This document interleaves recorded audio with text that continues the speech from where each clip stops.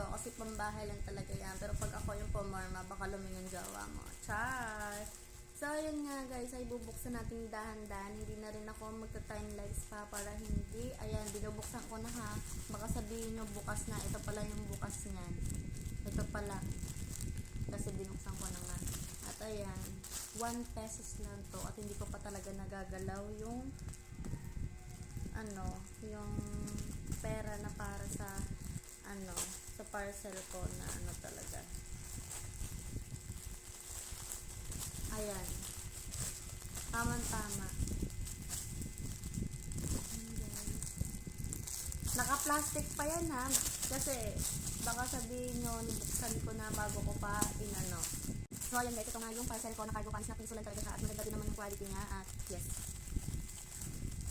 Piso lang to guys.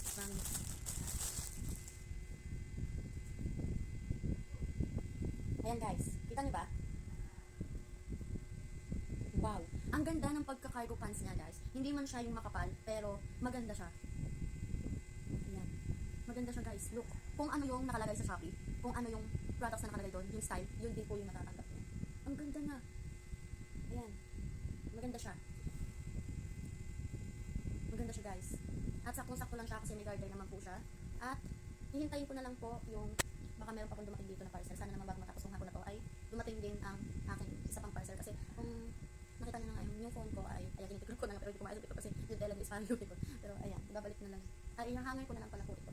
Then ayun lang guys, share ko lang sa inyo hindi man pwedeng ako lang yung may excite, hindi man pwedeng ako lang yung makakakita. Yun lang at see you sa next next feed. See you sa next parcel na ipapakita ko sa inyo. Maganda siya guys, promise. Kung ano yung nakita niyo doon sa Shopee, yun din yung lalating sa inyo. Maganda siya. Maganda yung pagka-cargo pants niya. At hindi ko ito susuotin kasi susuotin ko to. Actually, in-order ko talaga to para kay jowa. Kaso, ang dumating is hindi naman siya para sa lalaki. Pero in-order ko na din to para sa sarili ko kasi si jowa, may susuotin na naman siya sa mansari namin ngayong June 19. Kaso ano pa lang ngayon, 10 pa lang. Pero ito talaga susuotin ko on June 19 kasi mansari namin. Yes, mansari namin. And yun yung pinaghahandaan kami para sa mansari namin. At huwag yung pasin yan. Tattoo ko yan. Tiniklop ko na nga at pwede ko sa tabi. At yun nga lang guys, sinare ko lang sa inyo yung cargo pants ko. At sana later bago magtuloy-tuloy tong hapon na to, baka sana maya-maya lang ng kaunti, dumating na din ang isa pang parcel ko. Alam nyo ba guys, namumula talaga yung mukha ko guys kasi talagang kakagising ko lang, gusto kumain ko ng maasin kaya talagang tulog ko. And then, alam nyo ba boys, alam nyo ba na walang tumatawag sa aking parcel kung hindi pa talaga ako magtanong kay Manong delivery boy. Kung hindi pa talaga ako nagtanong, hindi ko pa talaga ito makukuha. Pero siguro, kasi lalagpas siya dito sa bahay. And then sabi ko, parang hindi mo na rin dinaan sa akin kung meron naman ako, diba?